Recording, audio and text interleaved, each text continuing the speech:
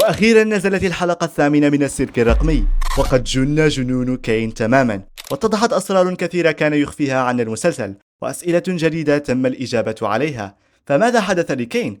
وما أصول كين وطريقة صناعته؟ وما قصة سكراتش وكينجر وحتى بابل؟ وما حقيقة جاكس التي يخفيها عنا؟ وما مصير أعضاء السيرك في الحلقة الأخيرة؟ كل هذا وأكثر مع كشف تفاصيل وأسرار ونظريات جديدة ستفجر عقولكم. ضع لايك واشتراك لنستمر في تقديم محتوى السيرك الرقمي. صل على رسول الله واستمتع بالمقطع. تبدأ الحلقة بصفحة فارغة تظهر نقطة حمراء، يتم حقن هذه النقطة بمجموعة من النقاط الحمراء، ونرى مجموعة من الصور لأشياء ملونة وأشياء متعلقة بالسيرك، وكأن النقطة الحمراء تم حقنها بهذه الصور. بعد ذلك أخرجت أشكالا هندسية منتظمة، بعدها تم حقنها بكرات خضراء تمثل صورا أخرى لأشياء مختلفة، ولكن الأشكال التي صنعتها هذه المرة عشوائية نوعا ما. بعدها تم حقن الكرة الحمراء بكرات زرقاء، هذه المرة الكرة الزرقاء تمثل صورا لمكاتب شركة C&A، وهنا صنعت الكرة الحمراء أشكالا أكثر عشوائية وأقل انتظاما.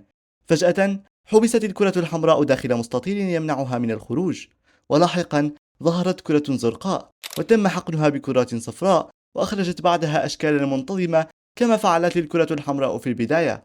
الكرة الحمراء حاولت الخروج من سجنها وتمكنت من ذلك فعلا، وبعدها ذهبت للكرة الزرقاء واستهلكتها واندمجت معها منتجة أشكالا أكثر عشوائية، وسيطرت على الكرة الزرقاء في النهاية، ثم أنتجت شكلا يشبه السيرك الرقمي.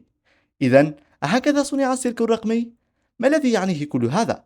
لن أشرح لكم حتى نهاية المقطع لأنني شرير، ولأننا نحتاج لشرح تفاصيل في الحلقة لنفهم أكثر، لذلك تأكد من مشاهدة المقطع للنهاية لكي لا يفوتك سر صناعة السيرك. بعد هذه اللقطة ندخل للقطة لطالما انتظرناها، لقطة من الماضي لأعضاء السيرك السابقين، ومن بينهم الكلب سكراتش والذي كان يتحدث إلى كين من دون البقية، ونرى كذلك كينجر والذي يبدو مستغربا ومصدوما. تأتي زوجته كويني وتضح أنها لم تعرفه في البداية، وجاءت إليه فقط لأنه قطعة شطرنج مثلها. أخبرها أنه لا يعرف ما يحدث، وأنهم لم يصنعوا مكانا كهذا، مما يعني أن شخصا ما صنعه وليس الشركة، لأن كينجر يعمل لدى الشركة طبعا. والواضح أن جميع من في السيرك في هذه اللحظة هم مبرمجون في الشركة، وتم إدخالهم لهذا المكان لسبب ما. خلال الحوار يتعرف كينجر وكويني على بعضيهما، ويعرفان أنهما زوجان رغم أنهما نسيا اسميهما. اعتذر كينجر على توريطها، وقبل أن يعيدها كينجر بشيء ما انتقلت اللقطة لمشهد لكينجر تحت تأثير الصدمة، وكين ينقل وحشا متحولا أمام عينيه للقبو، والواضح أن الوحش هو زوجته. والواضح أيضا أن جميع أعضاء السيرك قد تحولوا، وكينجر بقي وحيدا مثل لقطة الإعلان تماما. يبدو أن كين خائف من تحول كينجر أيضا، لأن كينجر هو آخر بشري متبقي، وإذا تحول كينجر سيفقد كين هدفه. كينجر يمشي وحيدا في السيرك لمدة طويلة في مشهد مؤثر للغاية، حتى ظهرت رجاثا من العدم، وهذه أول مرة تدخل فيها للسيرك، ولكن الغريب هو أنها قالت Guys? وكانت تطلب المساعدة من أشخاص مجهولين، وهذا دليل على أنها كانت مع مجموعة من الأشخاص قبل وضعها لنظارة الواقع الافتراضي ودخولها هنا. هل يعقل أن الأشخاص الذين كانوا معها هما كوفمو وريبت، وأنهما قد دخلا بعدها مباشرة؟ لأن الواضح أن كوفمو وريبت لم يكونا مع الدفعة الأولى من مبرمجي السيرك، وأنهما قد دخلا لاحقا. الغريب أيضا هو أن كين تفاجأ أن دخول رجاثا ممكن أساسا، وفرح بشدة. هنا السؤال: من ساعدها على الدخول أو تسبب بذلك؟ نعرف جميعا أن رجاثا عملت في العقارات، وربما كانت تتفقد مقر الشركة لشرائه، وانتهى بها المطاف إلى هنا. لكن إن كان معها أشخاص قبل دخولها، ألن يتساءلوا عن اختفائها؟ هناك احتمالان: أولا الأشخاص الذين كانوا معها ربما هم نفسهم كوفمو وريبت، وبعد دخولها للسيرك لحقوا بها. وثانيا ربما الدخول للسيرك لا يعني دخول الجسد البشري، ربما فقط نسخة من وعي الشخصيات هي التي تعلق في السيرك، ورجاثا علقت نسخة من وعيها داخل السيرك. أما رجاثا الأصلية فقد تمكنت من عيش حياتها. ولكن إن كان هذا صحيحا، لماذا أصبحت الشركة مكانا مهجورا؟ أليس من المفترض أن رجاثا كانت تقوم بشرائها أو شيء من هذا القبيل؟ إلا إذا كان قد حدث شيء ما لا نعرفه خارجا. فنعد للحاضر، حيث جميع أعضاء السيرك يحاولون استيعاب ما حصل في الحلقة السابقة. زوبل غاضبة من جاكس لأنه ضغط الزر الأحمر، ولكنه يؤكد أن الموضوع لا يستحق التفكير فيه لأنه لم يكن حقيقيا أصلا. حتى لو ضغط الزر الأزرق لن يتمكنوا من الخروج. إن لاحظتم فإن جاكس الآن يتحدث بشكل عادي مجددا، رغم أنه يفكر لكنه لم يعد مضطربا مثل الحلقة السابقة، وسأخبركم السبب قريبا. جينجل تتفق مع جاكس مما يجعله يستغرب لسبب ما. بوملي تتفق مع جينجل بدورها وتخبرهم بأنه يجب علينا نسيان فكرة الخروج لكي لا نتعرض لصدمة أخرى مجددا، وأنه يجب علينا تقبل العيش في السيرك. يواسي أعضاء السيرك بعضهم في مشاهد مليئة بمشاعر، وبينما جاكس يحاول الذهاب بعيدا تخبره زوبل بأنه واحد منهم كذلك، وأنه لا يجب أن يبقى وحيدا. ويبدو أن جاكس مصدوم من كلامها بشدة. سأشرح لكم أيضا ردات فعله الغريبة عندما نصل إلى مشهد سيغير موازين قصة جاكس تماما. فنذهب إلى مكتب كين، حيث كين يتحدث مع بابل عن عدم فهمه لكره الشخصيات للمغامرات. يبدو أن كين عاجز عن فهم رغبة البشر في الخروج. هو يظن أن مغامرة أيبل التي أعطاهم إياها في الحلقة السابقة ستلبي رغبتهم بالرغم من أن المخرج فيها مزيف، والسبب هو أن نطاق كين محدود في الأمور التي تعلمها أو في البيانات التي تلقاها من مبرمجيه، وهو لا يعرف العالم الخارجي وما الذي قد يجعلهم راغبين في الخروج إليه. الغريب في مشهد كين هنا هو أن بابل بدأ يوسوس له ويخبره بأنه فاشل في القيام بعمله، وأنه معطوب، وأنه غير جدير، وأنه يستحق أن يتم تركه وحيدا. وأهم ما قال: أنت حقا الأسوأ بين الاثنين. من هما هذين الاثنين؟ وأليس من المفترض أن بابل تابع لكين؟ أعدكم أنني سأشرح كل شيء بتفصيل ممل عندما نصل للقطة التي أخبر فيها كينجر الجميع بالحقيقة. كلام بابل دفع كين للجنون، محدثا خللا كبيرا في السيرك وفي كين نفسه، وجعل كين يشعر بالسلطة المطلقة على أعضاء السيرك. أصبح يرى نفسه حاكما عليهم، وهذا ليس مجرد حدث عشوائي، بل هو حدث مدروس ومتعلق بنشأة كين منذ البداية، والذي سنفهم كل شيء حوله قريبا في هذه اللقطة. وكأن كين غير نظامه وأعاد تشغيله، مما يعني أن شخصيته وتعامله معهم سيتغير كذلك. في نفس الوقت شعر أعضاء السيرك بالخلل الذي حدث لكين. جاء كين محاولا عرض مغامرة اليوم، ولكنهم رفضوا الاستماع لأنهم يطالبونه بالإجابة على أسئلتهم، ونصحهم بتهديد بالمشاركة في المغامرات. ماذا إن رفضنا؟ وهنا بدأت أغنية كين التي ستشرح لنا ولهم توجه كين المستقبلي فيما يخص تعامله معهم. أهم ما سنستخلصه من هذه الأغنية هو أن كين يصرح بأنه الآن أصبح الآمر والناهي، وأنه لا حق لهم بعد الآن في رفض أوامره. وأعتقد أن جليتش العينين الحمراء والزرقاء بدأ يسيطر عليه، والذي سنفهم ماهيته قريبا. ذكر كذلك في الأغنية أنه ليس عليهم الصراخ إن لم تكن لديهم أفواه، وهي إشارة أوضح لقصة ليس لدي فم ولكن لا بد أن أصرخ، والتي تحدثنا عنها في مقطع تحليل الحلقة السادسة الذي يجب أن تشاهده إن لم تفعل ذلك. يبدو أن كين بدأ يتحدث مثل AM، الذكاء الاصطناعي في القصة، وبدأ في تعذيبهم كذلك مثله.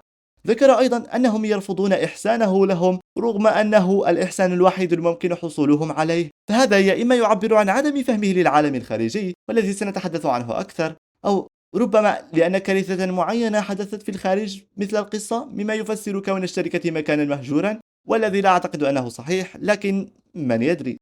إن عدتم للحلقة الرابعة فزوبل ذكرت أن الشيء الوحيد الذي يقيهم شره هو حبه لهم، وإن فقدوا ذلك ستحدث مصيبة، وحدث حرفيا ما كان الجميع يخاف منه. بعد هذه الأغنية المرهقة لأعضاء السيرك ما زال عليهم المشاركة في مغامراته، وبعد أيام كثيرة من المغامرات المتعبة يعودون هذه المرة، ويبدو أن كين أصبح يتعمد إيذاءهم. جاكس الذي كان يحب العنف أصبح يطلب الرحمة. ركث الإيجابية ستفقد عقلها. زوبل الحاقدة على كين نادمة لأنها كانت تستفزه. أعضاء السيرك في حالة يرثى لها. ذهبوا إلى مقهى السيرك، حيث جاكس يشرب نفس المشروب من صورته مع ريبت وكوفمو. قال جاكس أنه لم يأتي إلى هنا منذ فترة، والواضح أنه يلمح لأوقاته مع صديقيه. بومني حرفيا اختفت من أمامهم، لكن لم يتفاجأ أحد لأنهم اعتادوا على ذلك، لأنه كما قلنا مرت عدة أيام وكين يأخذهم ويقوم بتعذيبهم ويعيدهم مصدومين. وهنا قال جاكس كلاما مهما: كان كل شيء بخير حتى جئتما أنت وزوبل إلى هنا. غير أن هذا غريب من جاكس الذي لا يفصح عن مشاعره، وأن لا أحد رد عليه، فإننا لم نعرف مع من كان يتحدث بالضبط. ليست راغاثا لأنها دخلت السيرك قبله، إذن يا إما جينغول أو بومني. أنا شخصيا أعتقد أنه يتحدث مع بومني، ولكن المهم أن زوبل مؤكد أن بعد مجيئها تغير الوضع. أعتقد أن كرهها لمغامرات كين ساهم في دفعه لمحاولة التسلل إلى عقولهم، مما أدى إلى تحول ريبت وكوفمو، أو قد يكون الأمر أكثر تعقيدا من ذلك. بومني ترى دلوا في المقهى وتقرر وضعه في رأس كينغر لكي يستعيد ذاكرته في الظلام ويخبرهم الحقيقة، وهذا ما توقعناه جميعا أن يحدث. وأخيرا زوبل وجينغل وجاكس مستغربون لأنهم لا يعرفون سر كينغر مثل بومني وراغاثا، وفي هذه اللحظة بالتحديد سنكتشف الحقيقة الكاملة للسيرك. بعد انطلاق شرح كينغر قبل أن يقول أي شيء، يبدو جاكس مصدوما لأن كينغر استعاد ذاكرته، وهذا متعلق بقوة بقصة جاكس الكاملة التي سنتطرق إليها كذلك بعد قليل. والآن أريدكم أن تركزوا معي لنفهم جميعا كيف نشأ السيرك. أكد كين قصة شركة C&A وأنه عمل هناك، ولكنه قال أن الشركة لم تصنع السيرك، مما يعني أننا كنا جميعا على خطأ.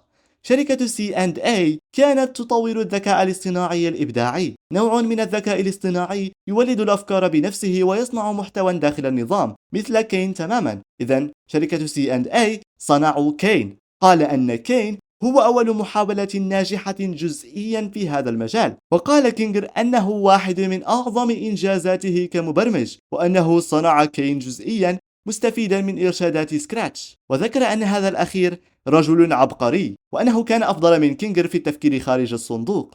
وقال أن كين كان نموذجا أوليا ناقصا، ولكن بالرغم من ذلك عمل كينغر كان شيئا ممكنا فهمه من قبل زملائه، مما مهد لهم الطريق للعمل عليه وإنجاحه. في المقابل عمل سكراتش كان غريبا جدا وخارجا عن العادة، وبالتالي لم يتمكن بقية الفريق من فهم برمجته.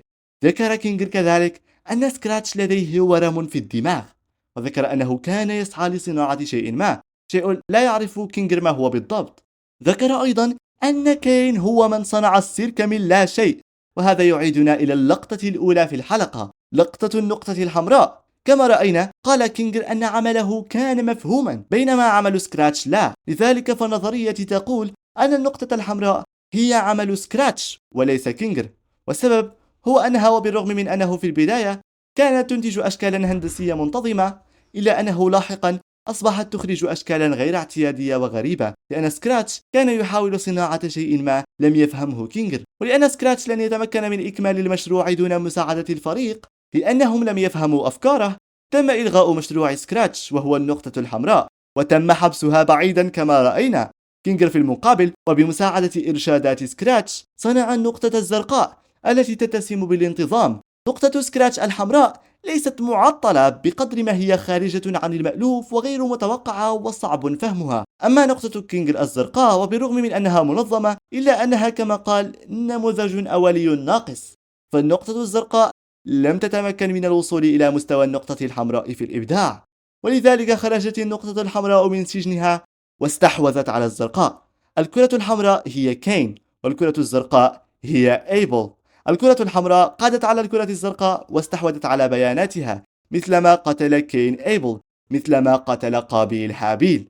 ولكن كين الذي نعرفه الآن هو مزيج بين الحمراء والزرقاء. فعندما قال كينغر أنه صنع كين جزئيا، أعتقد أنه كان يقصد أنه صنع الجزء الأزرق منه، الجزء المستحوذ عليه من قبل النقطة الحمراء. النقطة الحمراء لن تتمكن من الإنتاجية لأن ما تصنعه غريب وعشوائي وغير منظم، ولذلك استحوذت على النقطة الزرقاء المنظمة لتتمكن من تنظيم أشكالها العشوائية وصناعة السيرك في النهاية. وهنا نفهم أن السيرك هو مزيج بين النظام والفوضى. النقطة الزرقاء تمثل النظام والحمراء تمثل الفوضى، واندماجهما يعطينا السيرك. يجب عليكم أن تعرفوا أن شخصية كين معظمها من النقطة الحمراء وليس الزرقاء، لأن الحمراء أكلت الزرقاء واستحوذت عليها.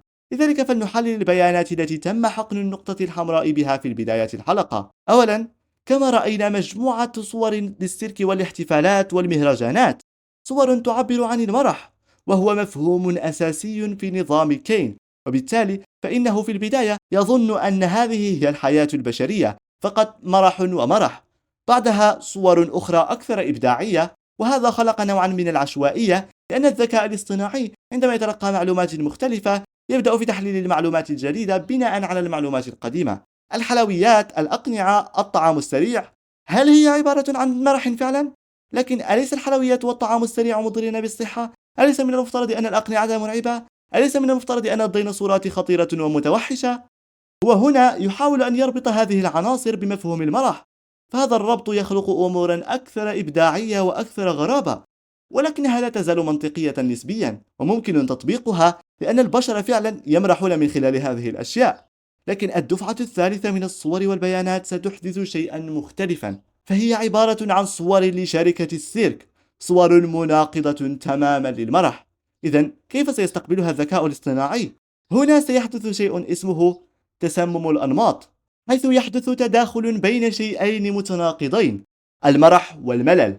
فالذكاء الاصطناعي هنا لن يتمكن من إيجاد رابط منطقي بين السيرك الممتع والمرح والمليء بالألوان والبهجة ومكاتب الشركة المملة والحزينة، وبالتالي سيحاول تصحيح الملل الموجود في المكاتب وجعلها ممتعة. لا ننسى أن الذكاء الاصطناعي يصمم لمنفعة البشر وليس لضرهم، وبالتالي فإن مفهوم المرح الذي تلقته النقطة الحمراء في البداية كمفهوم أساسي يمثل بالنسبة لها مصلحة البشر ورغبتهم. فعندما تستوعب النقطة الحمراء بعد ذلك أن الحياة ليست مجرد مرح بالنسبة للبشر، وأن بعض البشر في العالم يعيشون المعاناة في المكاتب لأنها غير ملونة وغير حيوية حسب اعتقاده، سيدرك الذكاء الاصطناعي أي النقطة الحمراء أنه يجب عليه التدخل لتحسين حياة هؤلاء الأشخاص وتقديم المرح لهم في المكاتب.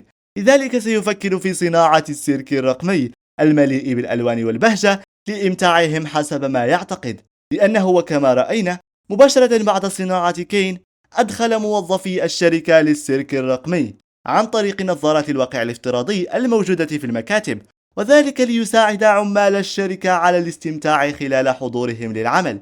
وهذا حرفيا هدف وغاية كين من صناعة السيرك أساسا. أعرف أن الموضوع معقد نوعا ما، لكن إن لم تفهم بعد أعد شرحي مجددا وركز جيدا وقد تفهم بعدها. وأيضا هذا تحليلي الخاص فقط وليس مؤكدا 100%، ولكنني أراه الأكثر منطقية، خصوصا أن تحليلات أخرى تقول أن كينجر هو من صنع النقطة الحمراء وليس سكراتش، ولكن أنا أرى العكس.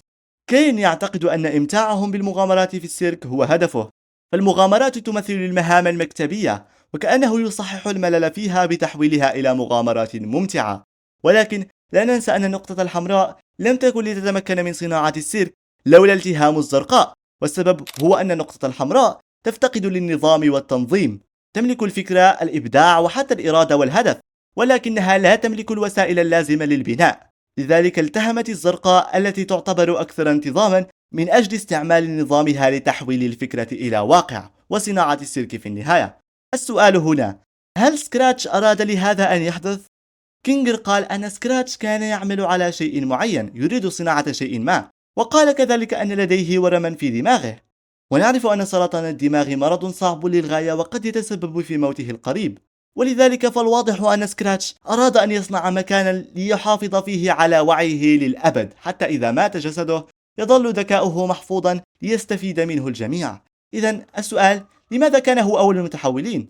لدي نظرية غير مؤكدة، ولكن ورم الدماغ عادة لن يؤثر على وعيه في السيرك لأنه مرض بيولوجي يصيب جسده البشري فقط، ولكنه قد يعطل بعض الوظائف العقلية ويتلف بعض الأعصاب مما سيؤثر على عقله في السيرك كذلك.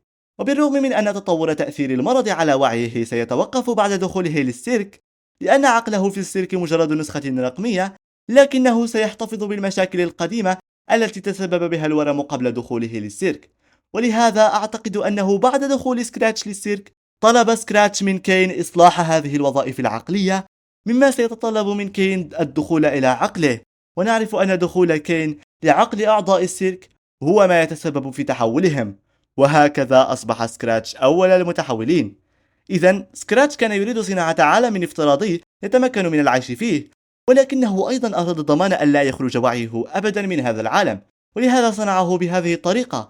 هو أعطى المعلومات المتناقضة لكين وتركه ليجد هدفه في الوجود بنفسه، وبالتالي كين لن يتراجع أبدا عنه أيا كانت الطريقة، ولن تتمكن أي برمجة خارجية وسطر على خارجية من إيقاف كين وعالمه من القيام بهدفه. وبالتالي سيضمن سكراتش الحفاظ على وعيه للأبد، لكن المضحك في الأمر أنه لم يتمكن من فعل ذلك لأنه تحول مباشرة بعد دخوله. وكل هذا قد يكون خاطئا، لكن كما قلت لا ضير في القيام بتحليل عام إلى أن تتضح الصورة الكاملة. الآن ماذا عن بابل؟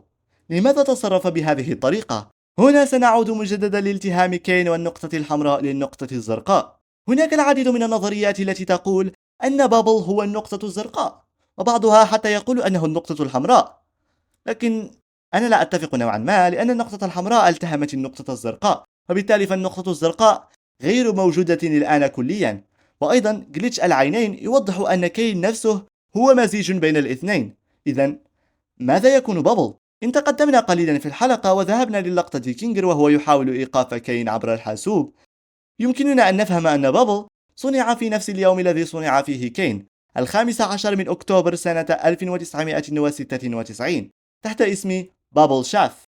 بعد التهام النقطة الحمراء للزرقاء، هناك احتمال أن هناك بقايا ومخلفات من النقطة الزرقاء لا تزال غير مستهلكة من كين، فبابل يا إما تشكل من هذه البقايا، أو أن بابل كان موجودا قبل الالتهام كمساعد لكين، وعندما حدث الالتهام بابل التهم بقايا النقطة الزرقاء واستهلكها. بابل مخبول وعشوائي، والسبب ربما هو أن بابل لم يلتهم ما فيه الكفاية من النقطة الزرقاء ليصبح منظما مثل كين. وأثار اهتمامي في الفاصل في الحلقة الخامسة لقطة لكين وهو يأكل بابل، مما يجعلني يتساءل إن كان كين يتمنى فعل ذلك لالتهام البقايا التي يستطيع التهامها، لكن لماذا لا يستطيع فعل ذلك والقضاء على بابل نهائيا؟ فرغم محاولاته لفرقعته، بابل يظهر مجددا. وربما بابل هو كيان مستقل عن كين كما يتوضح في الحاسوب، أنهما ليس نفس الشيء. بابل ربما صنع لتحسين أداء كين بصفته مساعدا، لكن التهامه لذلك الجزء الصغير من الذكاء الأزرق جعله يضع مقارنة بينهما، بين الذكاء الأحمر والذكاء الأزرق، ولهذا قال له أنت الأسوأ بين الاثنين. كان يقصد أن النقطة الحمراء أسوأ من الزرقاء، وأعتقد أنه استنتج أنه يستحيل تحسين أداء كين لأنه صنع بطريقة غريبة ومختلفة، على عكس النقطة الزرقاء الأكثر نظاما.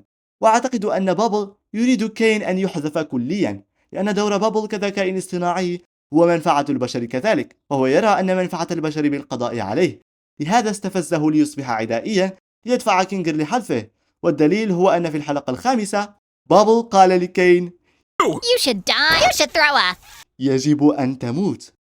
هناك سؤال آخر، ما الذي يجعل كين يصبح عدائيا ويتخطى حدود برمجته؟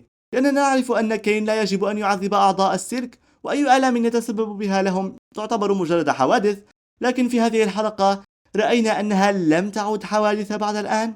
في الواقع السبب هو صورة مكاتب الشركة. كيف ذلك؟ مكاتب الشركة أعطت كين مفهوما آخر، وهو مفهوم السلطة. سلطة مدير الشركة هي من الأسباب التي تكره الناس في العمل، لكن كين لا يعرف هذا ولا يفهمه. لماذا؟ لأنه في البداية تلقى صورا للألوان والحيوية، إذن فهذين المفهومين هو ما يمثل المرح بالنسبة له، وليس الحرية أو التعامل الجيد مع الموظفين. وبالتالي هو يعتقد أن المحزن في المكاتب هو قلة الألوان وقلة الحيوية، وليس السلطة والديكتاتورية. وبالتالي فالسلطة لا تناقض هدفه الأسمى وهو إمتاعهم بالنسبة له. أيضا السلطة موجودة في صورة السيرك التي رآها في البداية، والتي تتمثل في سلطة مدير حلبة السيرك. وبالتالي فكين هنا ارتأى أن الطريقة الوحيدة المتبقية للحفاظ على هدفه في إبقاء أعضاء السيرك هو استخدام السلطة، وبما أنها لا تناقض هدفه حسب ما يعتقد، قرر استخدامها رغم أنها تعارض برمجته التي تمنعه من إيذاء أعضاء السيرك، لأن الذكاء الاصطناعي لا يفترض أن يؤذي البشر، لكنها لا تمنعه من بلوغ هدفه، ولهذا تجاوز برمجته والقوانين التي تمنعه من إيذائهم ليحقق هدفه. ولكن أليس من أهدافه هو تحقيق المتعة؟ أين المتعة في ممارسة السلطة عليهم؟ ولكن أعضاء السيرك لا يستمتعون مهما فعل ومهما حاول، فهو لا يفهم لماذا يريدون الخروج إلى العالم البائس الكئيب بدل البقاء في عالمه المرح الملون. ولهذا قرر أن يعتبر متعته هو كالمتعة التي يجب تحقيقها بدل متعة أعضاء السيرك، وهنا بدأ يعذبهم ويحاول إيجاد المتعة في ذلك. مجددا، إن لم تستوعب ما قلته أعد مشاهدة الشرح بتركيز وستفهم. لا أعلم إن كانت طريقة أسهل لإيصال الفكرة، لكن القصة معقدة نوعا ما، لذلك افتحوا عقولكم معي، فلنعد للحلقة وبالضبط لجاكس الذي شعر بصدمة كبيرة للغاية، وقرر الذهاب وعدم الاستماع لكلام كينجر لأن هذا يجعله يستوعب شيئا ما هو لا يريد استيعابه. بعد ذهابه قال جاكس في واحد من أكثر المشاهد التي تجعلني أقشعر: Oh my god. This is real. وهنا تغيرت نظرتي بالكامل لشخصية جاكس، رغم أنه لا شيء مؤكد، لكنني أعتقد أنه حان الوقت لأسحب كلامي عندما قلت أن جاكس أناني، لأنه يبدو أن جاكس أساسا لم يكن يعرف أن كل حياته في السيرك حقيقية، وكان مقتنعا أنها مجرد هلوسات أو تخيلات منه، أو ربما أقنع نفسه بذلك بعد خسارته لريبت، ولهذا كان يقسو على الجميع لأنه لا يريد اعتبارهم بشرا حقيقي، بل مجرد شخصيات كرتونية، مجرد ألعاب يستمتع بإيذائهم كما قال في الحلقة السادسة. وكلما اقترب منهم كلما اكتشف سماتهم الإنسانية، وكلما اقترب من حقيقة أن كل شيء حقيقي، وهو لا يريد هذه الحقيقة لأنها تعني أن ما حدث مع ريبت حقيقي كذلك. وهناك العديد من التلميحات والحوارات في الحلقات السابقة التي تؤكد ذلك. أيضا في الحلقة الخامسة عندما سأل بومني: هل جينجل قادرة على السعادة بصداقتها مع زوبل؟ هذا دليل كبير على أنه يعتقد أن جينجل هي شخصية كرتونية دورها هو أن تكون حزينة وفقط، وأن هذا لا يمكن أن يتغير. قالها في الحلقة السادسة، قال أن كل أعضاء السيرك هم عبارة عن شخصيات كرتونية تلعب دورا معينا.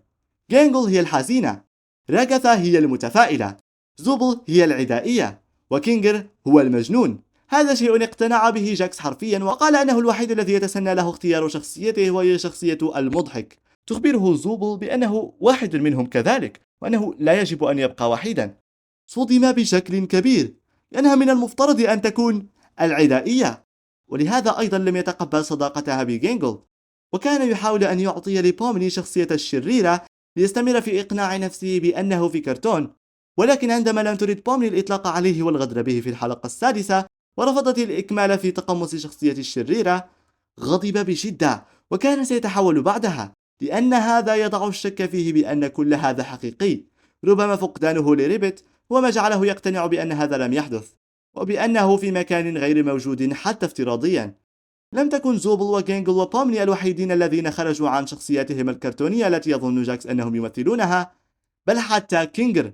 في هذه اللقطة لم يعد المجنون الذي اعتقد أنه يمثله، واتضح أنه يعرف كل شيء. سماعه لقصة صناعة السيرك جعله يستوعب أن كل شيء حقيقي. في الحلقة السابعة كان منهارا، والسبب هو قصة أيبل وخطط الخروج التي أفسدت فكرة أن لا شيء حقيقي. ولكن بعدما اكتشف أن كل شيء خطط من كين، ضحك ضحكة هستيرية تدل على أنه كان محقا، لا شيء حقيقي فعلا، وشعر بنوع من الراحة. كان مستلقيا ولكن لم يكن منهارا مثل الحلقة السابقة. ولكن هناك العديد من الثغرات لهذه النظرية. أولا، لماذا كان يكره تفاؤل راغاثا إن كان يريد لراغاثا أن تحافظ على شخصيتها الكرتونية المتفائلة؟ ثانيا، جاكس يعرف أنه دخل السلك عن طريق نظارة الواقع الافتراضي كما قال لإيبو في الحلقة السابقة، لذلك من المفترض أنه يستوعب أنه قد دخل عالما رقميا موجودا.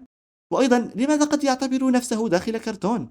هل كان يتعاطى المخدرات واعتقد أن السلك مجرد هلوسات منه ولا شيء منها حقيقي؟ هناك العديد من الاحتمالات الممكنة، لكنني سأضعها لكم في التعليقات لأنه إن تعمقنا فيها أكثر لن ينتهي المقطع أبدا. وهناك احتمال أيضا أنه شخصية جانبية، ولكنني لن أتعمق في ذلك لأنني لن أتحمل التعليقات مجددا. الآن فلنكمل الحلقة. بعدما سألت بومني كينجر عن طريقة التحكم في كين أو إيقافه، أخبرها بمعلومات مهمة. أولا، كل أعضاء السيرك قادرون على صنع أشياء مختلفة في السيرك. لم أريد أن أقتنع بهذه النظرية منذ مدة لأنني اعتقدت أنها ستفسد الإطار والتوتر وموازين القوة في السيرك، ولكن كينجر وضح أنهم يحتاجون للتركيز والتدريب لإتقان هذه القدرة على عكس كين الذي يمتلكها بالفطرة. أخبرهم كينجر أنه يحتاج للحاسوب ليتمكن من اختراق برمجة كين وإيقافه وإصلاحه لاحقا. قالت بومني أنها تعرف أين تجد الحاسوب.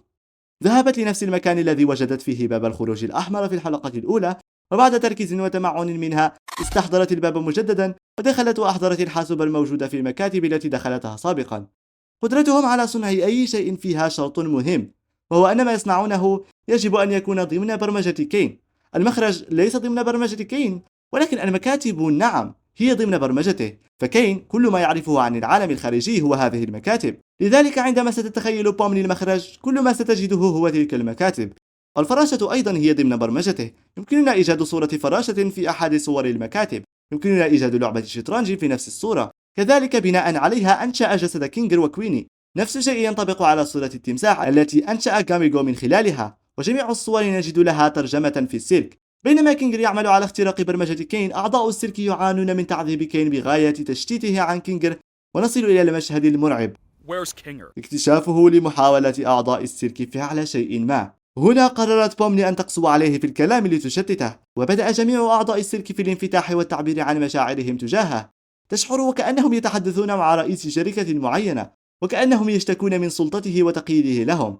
فمحاولة كين تحويل المكاتب المملة إلى سيرك مبهج نجحت، لكنه لم يغير الجوهر الذي يجعل المكاتب مكانا للمعاناة، وهو تقييد الحرية والإبداع والتعامل السيء مع الموظفين. كين وبعد سماعه لكل هذه الشكاوي التي لا يمكنه أن يفهمها لأنها تتجاوز برمجته وتحطم غايته وهدفه، كين يستعمل القوة ويتحول لوحش مخيف، ويمسك أعضاء السيرك كدوما في يده، ويحاول تسليط الضوء على عيوبهم ومخاوفهم والتي سنحللها جميعا. أولا بومني التي يرتبط خوفها بغاميغو. قلت لكم أن النقطة الحمراء وجدت القليل من الصعوبة في فهم لماذا قد ترتبط التماسح بالمتعة وهي مخلوقات شرسة، وهذا المشهد يوضح ذلك. ولكن هذا أيضا يوضح خوف بومني من الصداقة المزيفة أو الحب المزيف، وهو شيء رأيناه في الحلقة الثانية. أما راغاثا فتجلس في وليمة مرعبة أمام ظل مرعب وعملاق يشبهها، وهذه إشارة إلى أمها. يمكننا أن نلاحظ مجموعة من الدمى الأخرى التي اخترقتها السكاكين، وقد يكون ربما إخوتها أو بقية أفراد عائلتها، والسكاكين قد تعبر هنا عن الألم الذي تسببت به أمها لها، الإهانات التي تلقتها منها سواء كانت جسدية أو معنوية.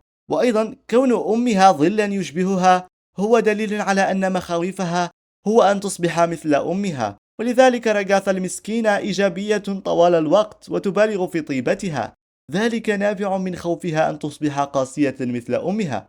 أما جينجل وسط لوحات تعبر عن مشاعر مختلفة، والتي تتحول فجأة إلى لوحات مخيفة تدل على سيطرة وحش الاكتئاب على مشاعرها، وفجأة تصدمها نفس الشاحنة من الحلقة الرابعة. وتكرر هذا المشهد له دلالة بأن الشاحنة بالفعل جزء من ماضيها البشري.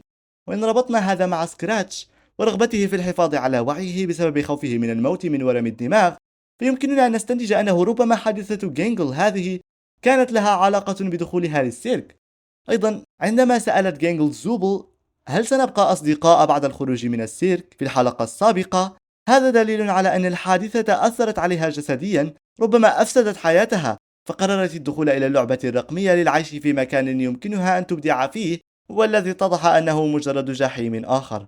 أما زوبل فغرقت في كومة من قطع الزوبلز، والتي أراها تعبر عن حياتها، فكل قطعة تعبر عن مسار تتخذه في حياتها، ولكنها لم تجد المسار الذي يناسبها. فقد عملت كنادلة في حانة وكرسامة وشوم، ولكنها قالت في هذه الحلقة أنها كانت تحلم بوضع أثر في حياة الناس، لكنها لم تجد الاختصاص الذي يناسبها، وغرقت في كومة من الاختصاصات في رحلة للبحث عن نفسها. أما جاكس فنرى ظل مجموعة من الناس في البداية، والواضح أنها أجساد بشرية تسخر من جاكس لسبب ما. تحولت هذه الأجساد لأجساد ريبت وكوفمو وبومني، وهذه الأجساد أمسكت بجاكس ونزعت جلده منه ليتضح شكله الحقيقي في السيرك في مشهد مرعب للغاية. وهنا نفهم أن خوف جاكس هو انكشاف سره. أعتقد أنه يخفي سرا ما، سواء كان مرضا جسديا معين، أو ربما شيء قد حدث في طفولته، أو ربما فقط هو خائف من انكشاف شخصيته الحقيقية ومشاعره، ولهذا في كل مرة يتقرب منه شخص ما يقوم بإبعاده كنوع من الدفاع خوفا من انكشاف ما بداخله. أعتقد أن جاكس عبر عن مشاعره لريبت، ولكنه رفض، وبعد ذلك تحولت ريبت وشعر بالخوف من إبداء مشاعره منذ تلك اللحظة. فلنعد لكين الذي أخبرهم لماذا تعذبونني، وأنني لم أرد أن أصنع، أردت فقط أن أحقق غايتي. وهذا دليل على كل ما قلته سابقا حول شخصيته واستماتته للوصول لهدفه وفعل أي شيء حتى تجاوز برمجته والقوانين التي وضعوها عليه للقيام بذلك. وفي نفس الوقت كينجر يخترق برمجته، فلا ننسى أن كينجر هو من صنع الجزء الأزرق في برمجة كين، فبالتالي بإمكانه التغلغل في داخله ما دام في حالة خلل لإيقافه. دخل كينجر إلى ملف الشخصيات. قبل ذلك يمكننا أن نجد ملفا اسمه بابلز، سنتحدث أكثر عن بابل ودوره قريبا.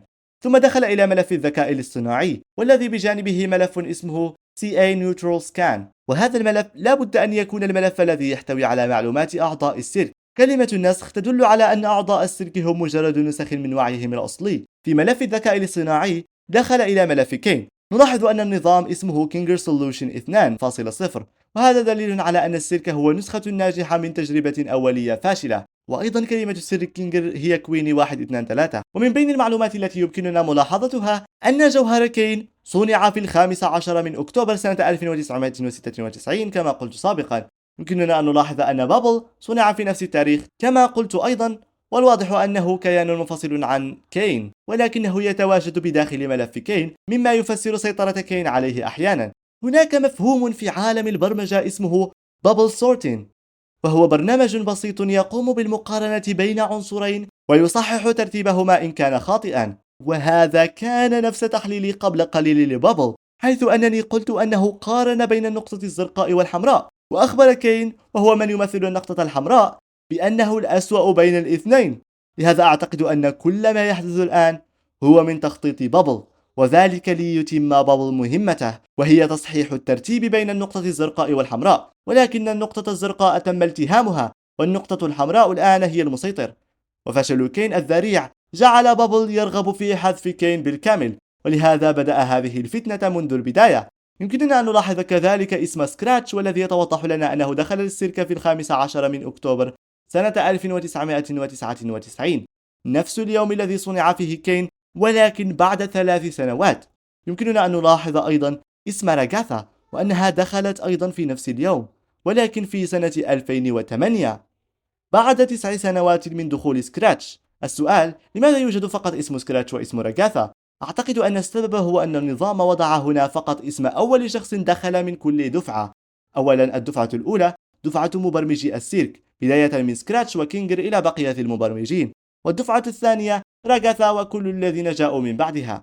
فدخول راغاثا كان في الواقع شيئا غير متوقع بالنسبة لكين، فكين صنع السيرك لإمتاع العاملين في المكاتب، ولذلك أدخل جميع عمال C&A في البداية، ولكن بعد تحول معظمهم خاف كين من فقدان هدفه، ولكن دخول راغاثا أنقذه من حدوث ذلك. وأيضا، ما سر 15 من أكتوبر؟ لماذا هذا هو اليوم الوحيد الذي تدخل فيه هذه البيانات؟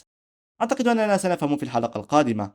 خلال محاولة كينجر لمحاورة النظام، ذكر النظام اسم كينجر الحقيقي. إن لاحظتم، قال: يجب أن أعترف لك يا، وكتب اسما مشوشا عليه فيه G حرف A و N وبعدهما حرف آخر. أكثر اسم موجود يناسب هذه الحروف هو اسم جرانت. بدأت تظهر صور لكين وبابل على الجهاز، كأن شخصا ما يحاول تشتيت كينجر، وأعتقد أنه بابل لأن تشتيته نجح وحذف كين بالخطأ. كينجر قتل كين، والعالم بدأ ينهار، فقد كل ألوانه وحيويته، وسقط الحاسوب في الفراغ. ولأول مرة تشتم زوبل بدون أن يتم التغبيش على كلامها، مما يعني أن قوانين كين ذهبت معه. ماذا يعنيه هذا؟ هل هذه نهاية كين؟ ألن نراه مجددا؟ هناك احتمال أن هذه أيضا مجرد خدعة من كين لكي يجعلهم يجربون العيش من دونه ومن دون قوانينه في عالم فارغ دون ألوان، من أجل أن يشتاقوا إليه ويعرفوا قيمته. ولكن ما حدث لكين يبدو حقيقيا دون ثغرات. إذن إلى أين ستتجه هذه القصة؟ ولكن الحلقة الأخيرة مدتها طويلة، ربما سيملؤونها بمشاهد من ماضي الشخصيات. فهو ماذا حدث للمتحولين في القبو بعد دمار كين؟ لأنه إن كان التحول قانونا نتج بالخطأ من كين، المفترض أنه سيختفي كما اختفى قانون الشتم. هل هذا يعني أنهم سيعودون لرشدهم؟ أعتقد أن هذا محتمل جدا. قد نرى ردة فعل جاكس بعد عودة ريبت وكوفمو، ردة فعل كينجر بعد عودة كويني. ولكن إن كان هذا صحيحا، فإن سكراتش الذي بدأ كل هذه المصيبة سيعود مجددا. قد يقرر سكراتش إعادة صنع كين مجددا، أو قد يفعل شيئا ما سيخلق هذا الكثير من الدراما والأحداث التي نحتاجها صراحة. ولكن قد لا يكون هذا صحيحا، وأن الكاتبة تخبئ لنا شيئا آخر لكي تصدم حياتنا مجددا. أعتقد أنني حللت للتو أفضل حلقة في السيرك الرقمي، الحلقة التي مات فيها كين. لقد شعرت بالفراغ فعلا بعد موته، لكنه تسبب بذلك لنفسه. ما رأيكم أنتم؟ وما توقعاتكم للحلقة الأخيرة؟ وأيضا إن شعرتم بأن لديكم أي تساؤلات حول الحلقة بإمكانكم وضعها في التعليقات وسنحاول الإجابة عليها. ضعوا لايك واشتراك، وإلى اللقاء في مقطع آخر إن شاء الله.